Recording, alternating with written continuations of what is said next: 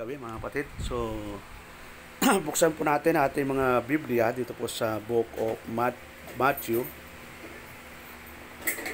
Kung mayroong mga Biblia kayo, cellphone man o sa dito po sa Matthew chapter 6 verse 33. Yan, isang verse lang po tayo. Sabi po dito na ating Panginoong Jesucristo, "But seek you first the kingdom of God and His righteousness, and all these things shall be added unto you." So, purihin po ang Diyos sa kanyang mga salita. So, ngayong gabi, ang ating pag-aralan ay seek you first the kingdom of God. Yun. So, itong verse na ito, siyempre, ito ay isa sa mga sermon ng ating Panginoon. At ang sinasabihan niya dito ay mga alagad na po niya. Ibig sabihin, mga mananampalataya, hindi pa ho dito naguhudas si Judas. Dito po ay kasama po si Judas dito, 12 po sila na nakakarinig ng pananalitang ito. Pero bago yung 33, so tingnan po natin yung 31, no? Ito po kasing chapter 6, marami pong inaral ang ating Panginoon, tinuruan sila kung paano manalangin, kung paano mag-dealing sa kapwa-tao, kapwa mananampalataya. Pero focus po tayo dito sa ating topic about pag-una sa kalooban ng Diyos. Dito sa 33 na sabi doon, seek you first the kingdom of God. So, ano ba ang problema ng tao minsan? No? Sa palagay natin, dami natin pinoproblema, no? Pero tatlo lang talaga yung pinoproblema ng tao, sabi ng Panginoon. Sabi doon, "Therefore, take no thought saying, what shall we eat?" So, unang-unang pinoproblema talaga natin, kakainin. Kasi, sa araw-araw lang, pagising mo agad sa umaga, anong iniisip natin, mga kapatid? Lulutuin. Breakfast agad.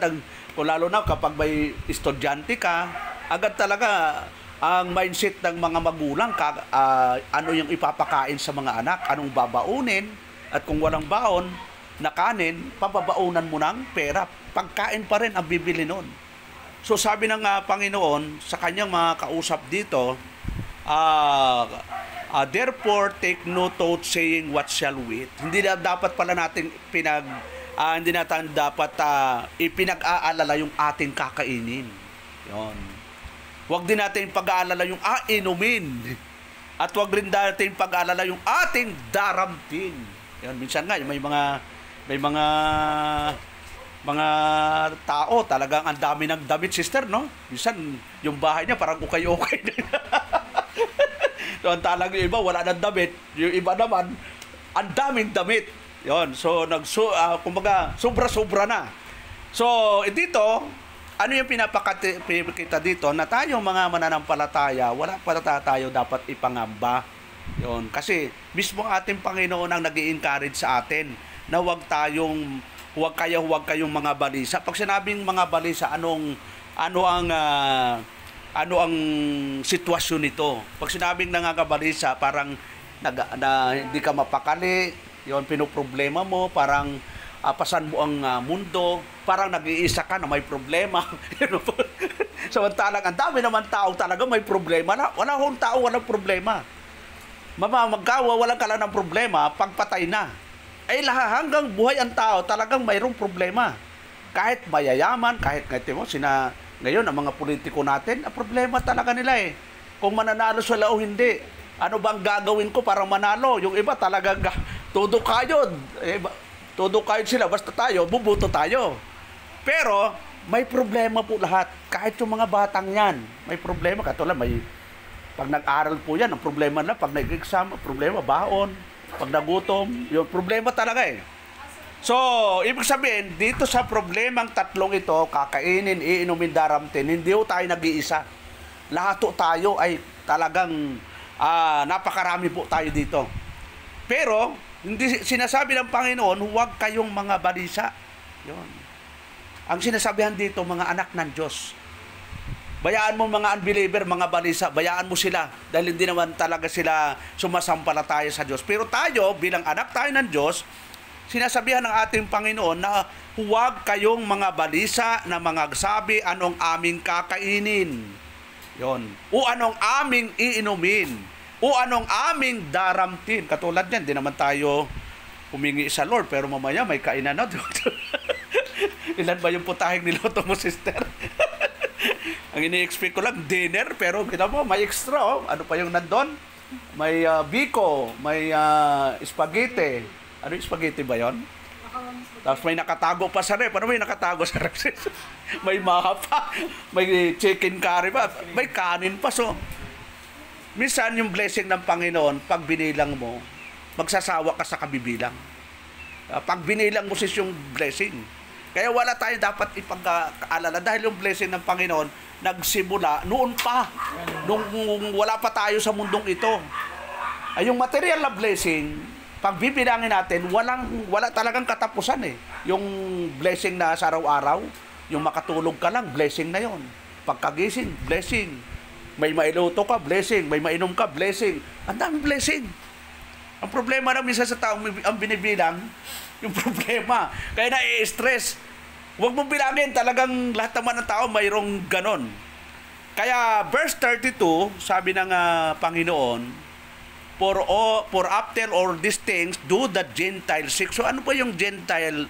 Sino ba yung Gentiles na ito? Ito yung mga hindi mananampalataya. Ito yung hindi pinagkalooban ng Diyos ng bahagi sa kaharian ng Diyos. Ito yung hinahanap nila. Palagi siya nababalisa.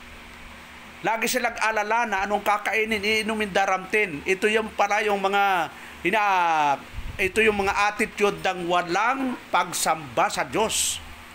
Sa kasabi ng Panginoon, for your heavenly Father knoweth that you have need of all these things.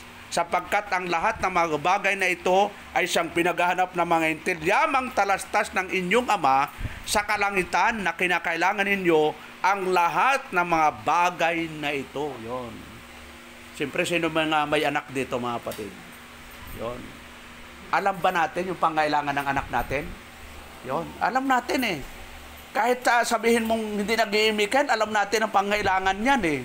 Pag umiyak yan, alam na natin kung gutom, basa yung diaper, ay naantok. Alam na alam ng magulang yan. Kasi nga, talagang sa simula, kahit lalo na yung mga nanay, dahil sa tiyan pa lang niya, talagang ramdam na yung lukso ng bata. Lalo na paglabas. Ay lalo na yung ating Diyos na makapangyarihan sa lahat. Dahil hindi pa natin iniisip sis, di pa natin nararamdaman, alam na ng Diyos lahat ng iisipin natin, alam na rin lahat ng Diyos yung detalye ng buhay natin. Kaya ang sabi ng Panginoon, yamang talastas ng inyong Ama sa lakalangitan na kinakailangan ninyo ang lahat ng mga bagay na ito. Ano yung kailangan natin lahat ng mga bagay na ito? Kakainin, daramtin, at iinumin. Yung tatlo lang naman talagang kailangan natin para mabuhay. Kasi wala naman tayo sa panahon ni Adan para hindi kailangan natin dumamit. Silang dalawa lang ang may doon na walang damit. Ngayon subukan mong walang damit at maglakad ka. Pagpipistahan ka ng tao. So, kaya isinama ng Panginoon yung kakainin, inumin, daramtin. Importante sa yung tatlong ito. Pero may mga tao, wala namang bahay, sister, di ba? Punta ka dyan sa Manila, ang daming walang bahay. Natutulog sa kalye. Pero nung pandemic, buhay eh. Kung sino pa yung naka-aircon, daming nagkandamatay, sister eh. O yung mga walang makain, kumakain lang, namumulot lang sa basurahan, pero hindi nagka-COVID-19. Kung sino pa yung masasarap ang pagkain, sino pa pinapuan ng COVID. Sabi ko, itong mga bitindi itong mga tapos yung mga pulubi, kahit may mga checkpoint, hindi naman sila pinapara eh. O sige, okay lang sa inyo, labas kayo, hindi naman kayo tatablan ng virus kasi puro virus na raw sila. Kumbaga yung virus daw eh. Umiiwas na raw yung virus doon sa mga So, tinan mo, wala silang bahay. Wala silang anumang mayroon tayo, wala silang electric fan, wala silang minsan iba ngayon yung mga pulubi, marami high-tech na yung cellphone, sister eh. Minsan punta ka sa bahay nila, abay yung TV nila 16 si sister eh. Iba yung pulubi ngayon. Mas marami pa pera sa atin, sister. Pero noon yung pulubi talaga. sa luma sa kahit sa Bible, pag sinabing pulubi, talagang wala talagang kakayanan. Eh ngayon nagmumukha lang pulubi para makaisa. So, ang punto dito, ang Diyos natin na makapangyarihan sa lahat, alam na yung kailangan natin. At sabi niya, yung mga bagay na ito ay alam ng Diyos na kailangan natin. Yun. Kailangan natin. Parang magulang yan na kailangan ng anak ng ganito. Alam ng magulang yan. Alam ng magulang na kailangan ng bumili ng gatas kasi kalahati na lang yung lata sa lata. So kailangan mo mag-ready ka na, sister. Parang yung kapatid ko. Pag yung lagay ng bigas, sister, kalahati, ano yun, parang hindi na mapakali. Sabi ko, ano ka ba, nung kalahati pa, ba't parang hindi ka na mapakali? Kasi, siyempre, kalahati, ang kasunod ng kalahati, siyempre, bababa na yon. Kaya, ang iniisip niya, kailangang mapuno na naman yon. Kasi, mahirap yung mag-isip ka ng, nung wala na talaga. So, maganda rin naman yon. Kaya lang, kung wala naman talagang pambili, huwag mo na isipin, bayaan mo maubos at bahala na kung ano yon. Ngayon, punta tayo doon sa 33, no? Ito yung pinaka-teksto natin kasi. At ito rin yung ating tema na seek you first the kingdom of God and His righteousness, and all these things shall be added unto you. So, ito yung encouragement ng ating Panginoon sa bawat alagad niya, sa bawat anak niya, sa bawat disciples niya. Nauunahin natin yung kanyang kaharian. Ano ba ang kahariang tinutukoy ng ating Panginoon dito? Ito yung kaharian ba doon sa eternal na langit? Hindi po. Ang sinasabing kingdom of God dito ay itong church dito sa lupa. Kasi yung church, extension po ito ng kaharian ng Diyos. Parang Malacanang, di ba? Ang Malacanang nasa Manila. Pero yung pag-gobyerno, kaya nga may kapitan, sister eh. The lowest form of government is barangay. Yon, kaya nga may kapitan kasi siya ang nakakaano, pero yun ay extension ng Malacanang. Kasi hindi naman pwedeng pumunta si BBM dito sa Pasong Kawayan dos eh. Kaya yung kapitan, sila yung nagmamanage doon sa kanilang barangay. Ganon din yung church, dahil ang external na kaharian doon sa wala dito sa lupa. Kaya nagtatag ang ating Panginoon. Kaya nga makita natin doon sa Matthew 16:18, sabi ng ating Panginoon, ikaw Pedro, thou art Peter. Sabi niya, ikaw Pedro, sa ibabaw ng batong ito, upon this rock, I will build my church. Sa batong ito, itatayo ko ang aking iglesia. Ano ba yung iglesyang yon? Hindi ito building. Di ba, may mga relihiyon. Alam mo, sister, umanib ka sa amin para ikaw ay maligtas. So, hindi ang pag-anib ay maliligtas eternally. Ang pag-anib sa isang church ay para maipagpatuloy mo ang pagsunod sa Diyos practically. Pero eternally, hindi po yun ang way para maligtas tayo dahil ginawa na ng Diyos from the beginning yung tinatawag na eternal na pagpapala, yung spiritual blessing. Ano po yon? Yung pagpili sa atin before the foundation of the world, yung pagtubo sa atin legally, vitally, gawa po ng banal na espiritu, yung tinatawag na regeneration. Yung tinuro ni Elder Melvin nung nasa Ilocos Norte ako, no? Ano ang tawag doon? 5 phases of salvation. Pag naintindihan po natin yung 5 phases, magiging relax ka sa buhay. Hindi mo na iisipin na ganito ganoon dahil relax ka. Bakit to? Gala mo sa dami ng tao sa mundong ito, pinili ka ng Diyos. Walang kondisyon, sister, ha? Kasi kung magbibigay ng kondisyon na piliin ng tao, kaliwa, sister, pipiliin ka kung kasing tagkad mo si sino pa yung mga Miss Universe sa Pilipinas na naging Miss Universe? O si Gloria Diaz na lang. O Catriona Gray. Gray ba yun? O Green? Yun. So, siyempre may mga ano yun eh. Kailan makapasa ka. Tapos yung mga walk nun. Anong tawag doon? Volcano walk.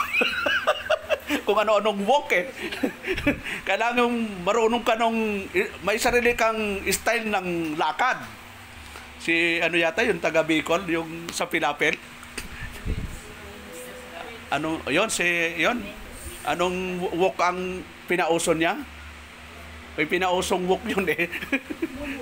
Moonwalk. O kaya sidewalk, right walk. Kung ano-anong walk. So makita natin mga kapatid na yung spiritual blessing tapos na po yun, naibigay na po sa atin. Kaya ka tayo ay nagpupunyagi sa dito for practical blessing na lang. Yon. Kaya yun yung sabi ng Panginoon. Yung practical na mga blessing, yung mga material blessing, sabi ng Panginoon, anong gagawin natin? Number 1 po, but seek you first the kingdom of God. Paano natin magagawa ito, yung but seek you first the kingdom of God? Yon. Ipapriority natin pag ang gawain ng Panginoon. Ipapriority natin ang mga bagay tungkol sa Diyos. Yun. Huwag nating ipangalwa, pangatlo, pang-apat. Yung iba, wala na si Lord eh. Kahit sa number 10, wala eh.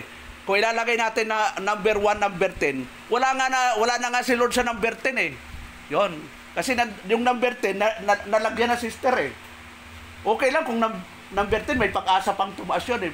Pwedeng sa sunod na linggo, number 9, kasi gano'n naman ang paglilingkod, mukhang minsan number 1 si Lord. Pag wala ng pera, number 1, pero pag may pera, nakakalimutan na si Lord. Number 10 na. Kapag wala ng pera, balik na doon, Lord, patawad. Talaga, nagmamakaawa na naman para bigyan ng blessing. Pag may blessing, kung saan-saan pumupunta, kaya, di ba, pa yung kwento ng mga kapirahan, 1,000, 500, ano ba sunod sa 500, sis? May 200, no? 200, 100, tapos 50, 20. So nag-usap-usap, nagkita-kita ba yung mga magkapirahan? Saan ba nagkikita ang magkapirahan, sister? Di ba sa pitaka? Sa wallet. Oh. Nagkwentuhan sila, kamusta kayo? Kamusta? O pagdating ng kwento sa, ikaw 1,000 ka, saan ka? Ba't parang hindi ka nalulukot? Parang palagi kang, kumbaga sa palagi kang beauty. Palagi kang nakapostor. Saan ka palagi? Sabi ni sa 1,000. Ito, palagi ako sa department store. Alam mo naman, lamig doon. 1,000 yun. Yung 500 naman, sabi niya 500, medyo lukot ka, pero okay pa eh. Medyo di ka masyadong stress. Sabi naman ng 500 ito, palagi ako sa restaurant, sa mga class, sa hotel. Palagi palagi sa Yung 200 naman, medyo malansa-lansa ka pa. Ba't malansa-lansa ka pa? Galing daw sa sa palengke. Yun. 100, ganun din. Yun. Pagdating sa 20, sabi niya, 20, parang ang saya-sayo mo pa. Hindi ako sasaya, palagi ako sa simbahan. Yung 20, kahit lukot-lukot, pero ang saya. Ibig sabihin, kahit maraming problema, masaya kasi palagi nasa simbahan. So parang nakaka-relate. Palagi yung 20 nasa simbahan. So, realidad sa buhay na yung priority natin minsan, hindi na ibibigay talaga sa Panginoon. So, maaaring pera yon, pero reality sa buhay po natin, saan ba yung priority natin? Dapat sa Panginoon. Yung pera lang naman yun eh. Kumbaga tinitingnan natin na talagang pero ang the best na ibibigay po natin, sabi ng Romans 12:1, sabi ni Apostol Pablo, I beseech you therefore, brethren, that you may present your body as a living sacrifice, holy and acceptable. This is the reasonable service. Alam niyo, kapag ibinigay na natin ang sarili sa Diyos, buong buo, hindi na mahirap magbigay ng 1,000, sister. Hindi na mahirap ibigay yung 500. Baka ang iwan mo sa pitaka, yung 20 na lang eh. Kasi nga, ang nag-uumapaw sa'yo, yung pag-ibig sa Diyos. Sa lumang tipan na, sa Book of Acts, hindi naman nagdetermine na sila ng kung magkaanong halaga. Kasi sabi nga, ang pagbibigay ay galing sa puso. 'Di ba? Sa 2 Corinthians 9:7, magbigay ka ng masayaang puso, hindi napipilitan. Kasi kung napipilitan, huwag ka nang magbigay, sister. Kasi pagdukot mo, nadukot mo 1,000, naku, sayang, pero nakita ni pastor, ito na nga. So, naginayang ka pa. So, dapat ka nga, pagbibigay, sa bahay pa lang, talagang namamanage mo na yan eh. Kung magkano ibibigay, pinagpipray mo na sa bahay pa lang eh. So, yung seek ye first the kingdom of God, yon. Pwedeng gawin yan, yung Bible reading, pagbabasa ng salita ng Diyos. So, si ano mo, sis, nanay, mama mo, si papa mo, alam mo nung nandito, alam mo, alas 7 pa lang, nandun na sa churches. Sabi tayo, nag-aayos po, okay lang po kasi sanay po kami, pastor, na pagdating sa gawain, hindi po kami nagpapalate. Sabi ko, late po kami. Sabi ko, late na pala kami. Galaw, alas 9 ang service. Alas 7, nandun na sila. So, ganun yung mga naunang mga Kristiyano, kahit yung nanay ko, kahit Katolik yon, pagdating sa simbahan, at talaga, deboto talaga. Pag sinabing deboto, tayo pwedeng maging deboto din. Pag sinabing deboto, hindi natitinag doon sa kanyang pananampalataya. Kaya, di ba, sa Bicol, mula sa, ano ba yung norte sa Bicol? Camarines Norte. Yon. Tapos Camarines Sur. Tapos, Albay, Sorsogon, Catanduanes, puro deboto yan, sister. Pag sinabing deboto, mag-share ka ng Bible, bisan tumatawa yan. Bagong relihiyon na naman yan. Doon, kay na misis, oh. Pero walang nagbabasa. Pero walang nagbabasa ng Biblia doon. Pero alam natin, sa mga lugar na yan, may mga pinili ang Diyos. Kailangan lang talaga ang tiyaga.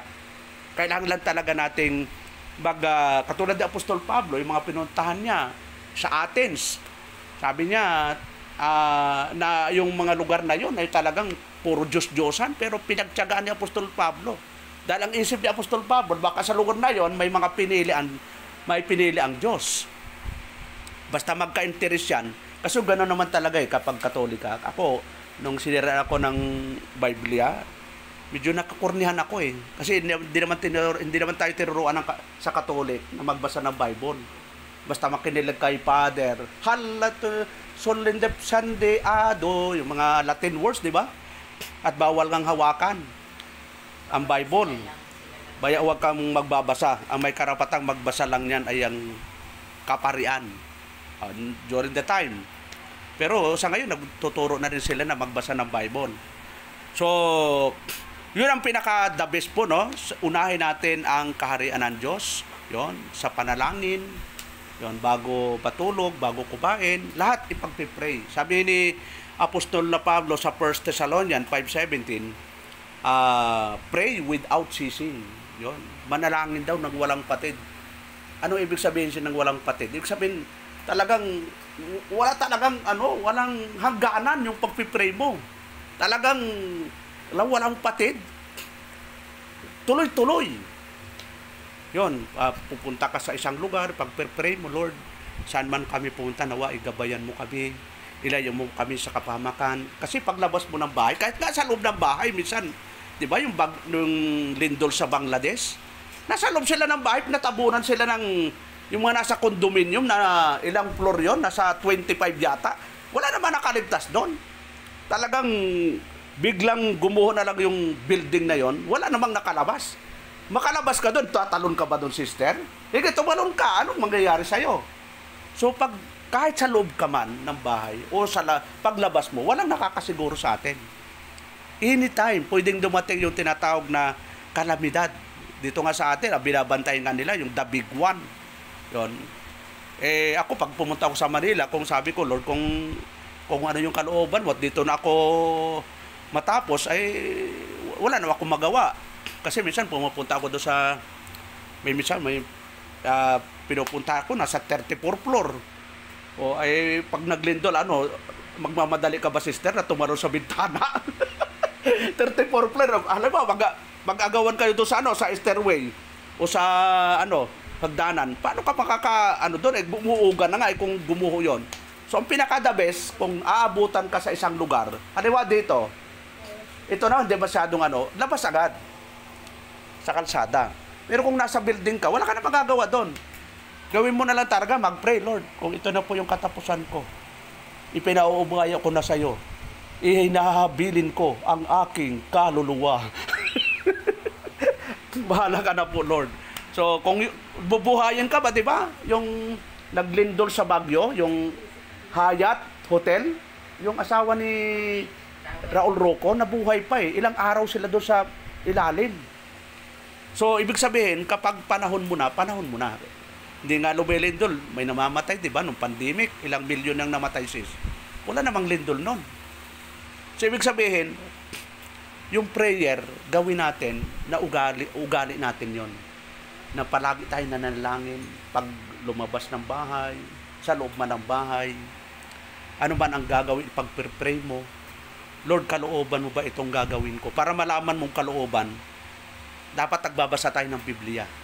Kaya, di ba, sabi sa Proverbs chapter 3, verse 6, in all thy ways, acknowledge Him, and He will direct thy paths.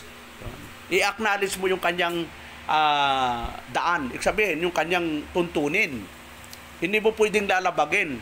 Kasi pag ginawa mo yon, hindi ka ida-direct sa tamang daan ng Panginoon. Ibig sabihin, pag ginawa mo yung kalooban ng Diyos, siya ang mag-guide sa iyo sa tamang direksyon. Yon.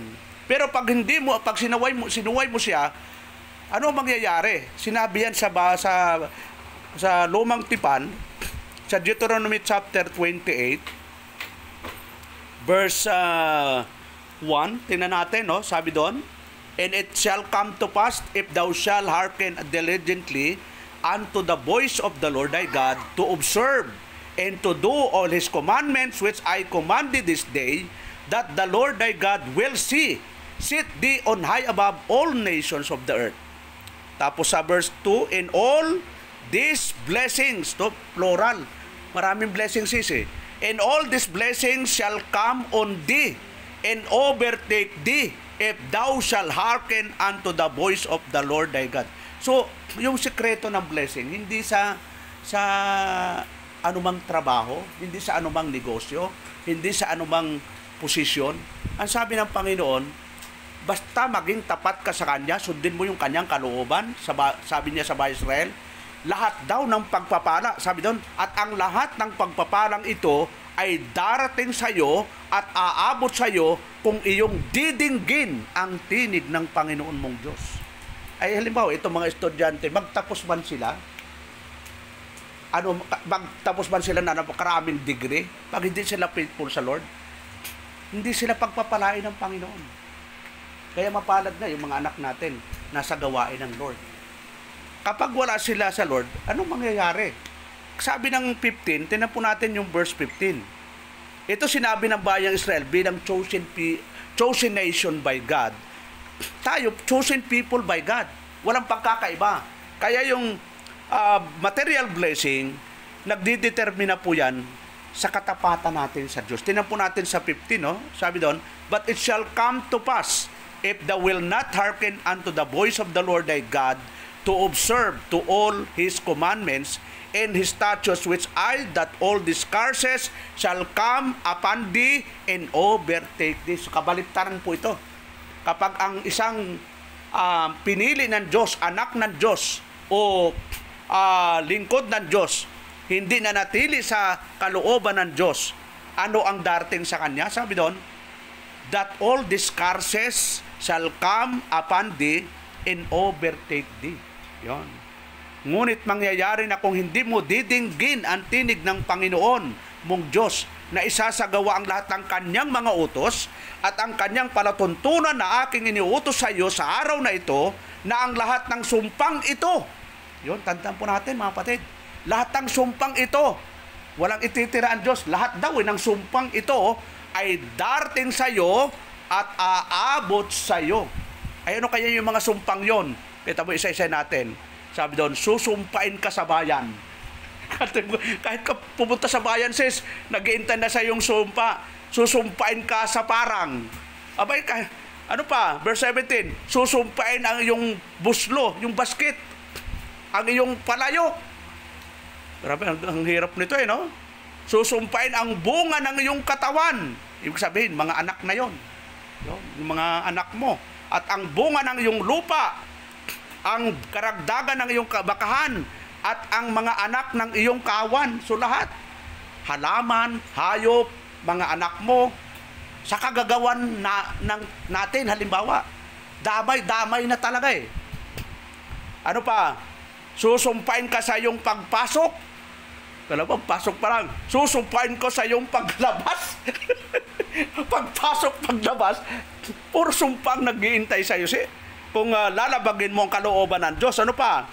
Sabi doon, ibubugso ng Panginoon sa iyo ang sumpa, ang kalituhan. Alam mo, magkakaroon ka ng, ano ba gagawin ko? Nalilito ka na. Yung pala, sumpa na sa iyo yun. Parang nawawala ka na sa tamang pag-iisip. Ano pala yun? Curse na po yun. At ang saway sa lahat ng pagpapatungan ng iyong kamay na iyong gagawin hanggang sa ikaw ay mabuwal, ay malipol na madali dahil sa kasamaan ng iyong mga gawa na sa gayoy pinabayaan mo ako. Yon. Kapag pinabayaan natin ang gusto ng Diyos, ito yung mangyayari sa atin, mga kapatid. Ano pa? Verse 21, ikakapit sa iyo ng Panginoon ang salot hanggang sa maubos ka sa lupa na iyong pinapasok upang ariin. Yon, ang dami pa hanggang sa katapusan. Napakahaba pa yung sumpa. So ito nangyari sa bayang Israel. Talagang, nagtatanim sila, halos wala silang maani. Yon, para naglagay sila ng tubig sa basket. At maglagay ka ba ng tubig sa basket, sis? Kahit ilang drum, hindi pa pupuno yon. Ganon ang nangyayari po sa mga taong ayaw sumunod sa Diyos. So ano yung punto natin dito, mga kapatid? Matthew 6:33, balik po tayo. Sabi doon sa 33, but seek ye first the kingdom of God in His righteousness. Kingdom of God, ito yung iglesia. In His righteousness, yung kanyang katuwiran. Siyempre, yung nakasulat na salita sa Biblia. Yon. At anong sabi doon? In all these things shall be added unto you. So, wala ka pala dapat ipag-alala. Ang problemahin natin ngayon, mga kapatid, kung paano sumunod sa Diyos. At yung blessing, kusa na lang dadarating. Yun, kusa. Ano bang gusto natin na blessing? Kusa o masyado natin paghirapan? Di ba maganda yung kusa na lang? Ang problema na lang natin, sumunod sa Diyos. Pag sumunod ka sa Diyos, kusa na lang. Kasi sabi niya, shall be added eh. Kasi pag wala tayong tiwala doon sa sinabi ng Panginoon, diyan tayo nag-aalala. Diyan tayo na-i-stress. Diyan tayo nagkakaroon ng anxiety. Kasi nga, hindi natin pinahahawakan yung sinabi ng Panginoon na but seek you first the kingdom of God in His righteousness, in all these things shall be added unto you. Pag pinanghawakan natin yon, Lord, basta unahin ko ang gusto mo. Walang pwedeng makaagaw sa'yo sa oras mo. Kasi pag may nakaagaw, yun ang magiging dahilan para yung parusa, yung disiplina sa atin, igagawad ng Diyos. Diba? Sa bayan ng Israel, talagang kaya sila po ay nung pinalaya ng Diyos sa bayan Israel, sa bayan Egypto, 400 years silang naging alipin. Tapos nung pinalabas, nag-complain, reklamo, ano ba dito? Wala kami tayong makain. Balik na lang tayo sa Egypto. Yung 15 days, 20 days na makarating nila sa promised land, ilang taon sis na naglakbay sila? 40 years. Puro hirap yun. Puro hirap ang paglalakbay nila. Na dapat, madali lang eh. Kaya lang, binilito sila ng Panginoon. Niligaw-ligaw sila ng Panginoon in almost 40 years. Samantalang kung lalakbayin mo sa mga pag-aaral, 15 days, 20 days, o halagay natin, 1 month. Diba? I-compare mo naman sis, 40 years. Napakahaba nun. Ano ang dahilan? Because of disobedient, paglabag sa kalooban ng Diyos. Kaya yung promise ng Panginoon, hindi talaga nakamtan agad. At sa original na talagang lumabas, dalawa lang talagang nakarating doon, si Joshua at si Caleb. Yung nag-lead nga sa kanila eh. Si Moses, di pa nakarating sis eh. Natanaw lang, ay malapit na tayo sa promised land. Hindi rin siya nakarating. Bakit to? Isang reason ho, nakita doon. Minsan, hindi siya sumunod sa Diyos. Merong siyang ginawa na nagpadala siya sa kanyang emosyon. Nagpadala siya sa kanyang naramdaman. Yung nagpadala siya sa galit doon sa bayang Israel na matitigas ang ulo. So, kaya ang lesson doon, huwag tayong magpapadala sa nararamdaman. Huwag tayong magpapadala sa ating emosyon. Ang sabi nga ng Bible, Jeremiah 17:9, the heart is deceitful above all things and desperately wicked. Who can nuit. Ang puso ng tao ay magdaraya yan.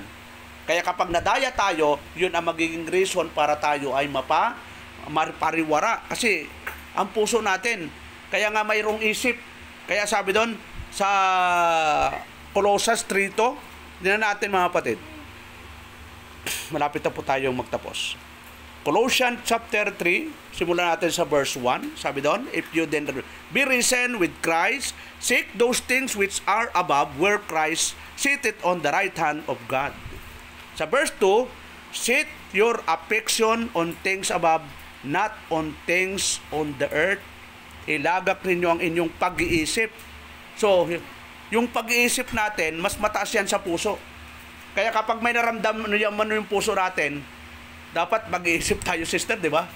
Hindi nung pag ako, ito na yung naramdaman ko. O, dapat ibalanse ng isip.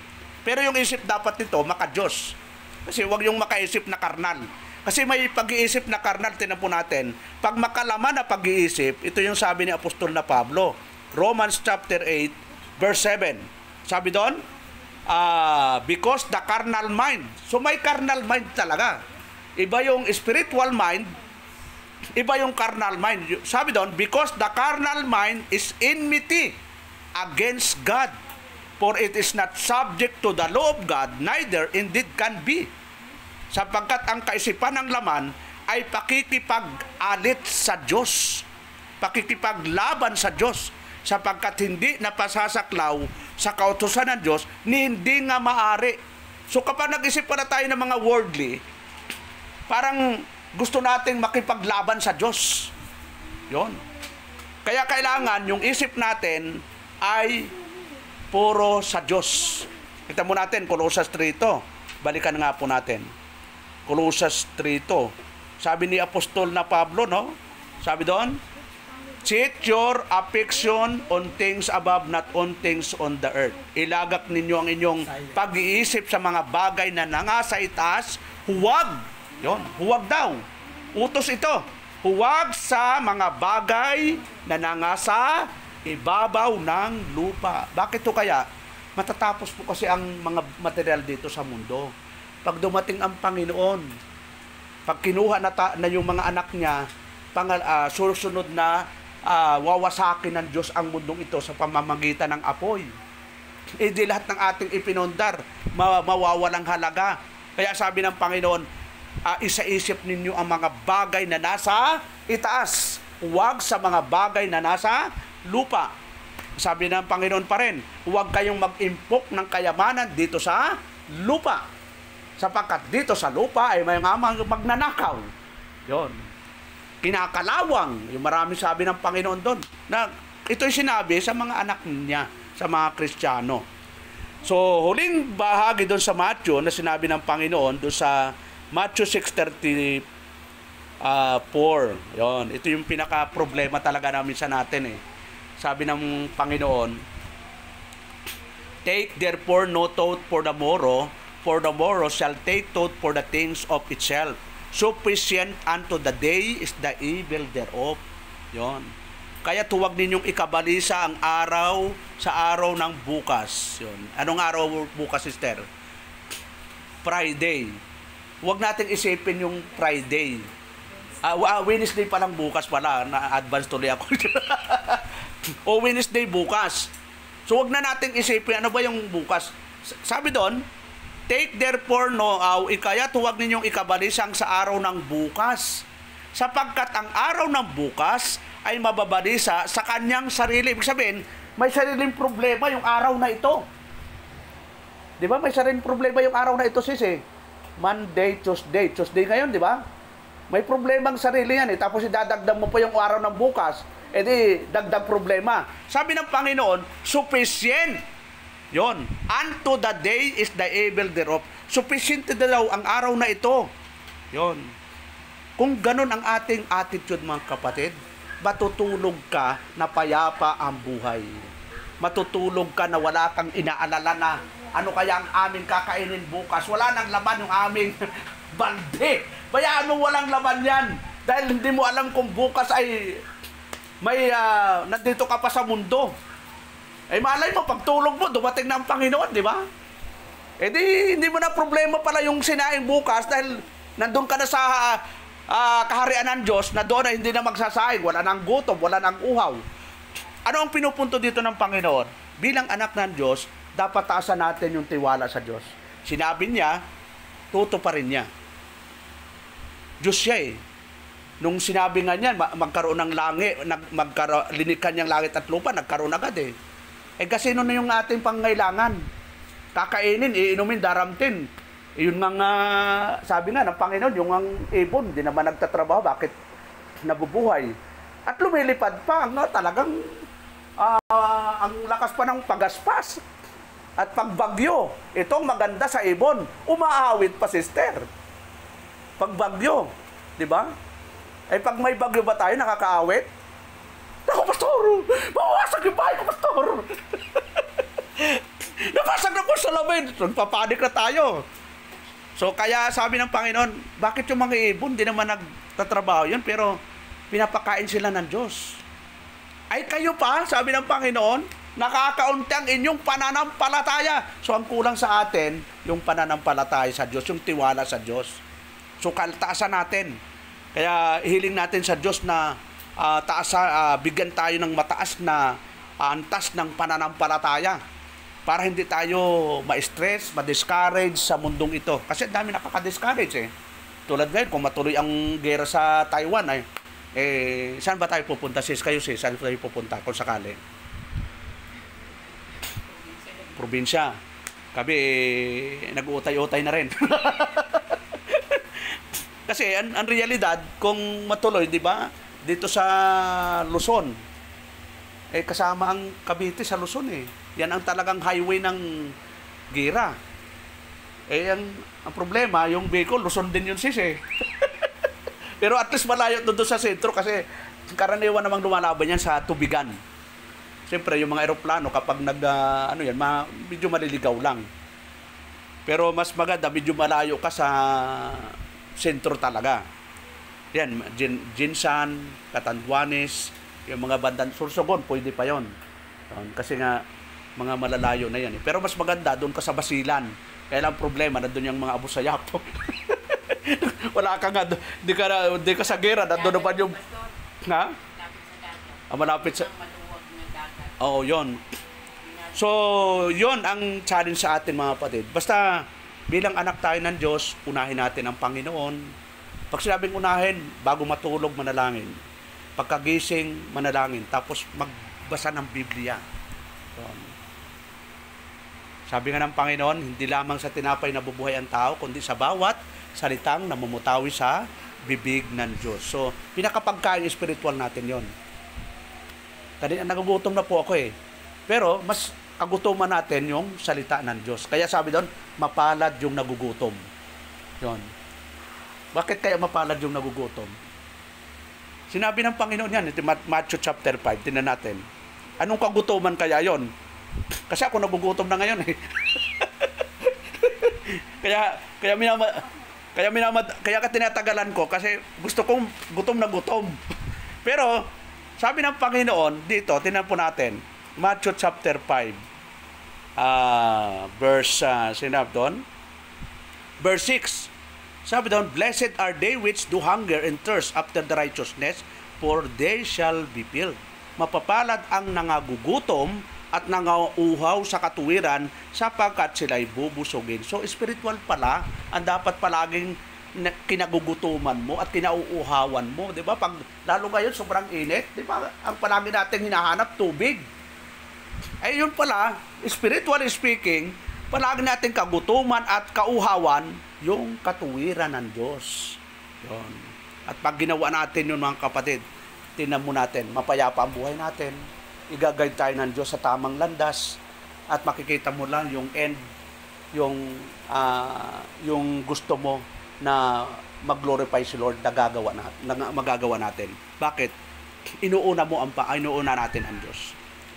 So, yon, balik tayo sa ating teksto at dito tayo magtatapos sa mabatid. Sabi ng ating Panginoon, Matthew 6:33, sabi doon, but seek ye first the kingdom of God and His righteousness, and all these things shall be added unto you.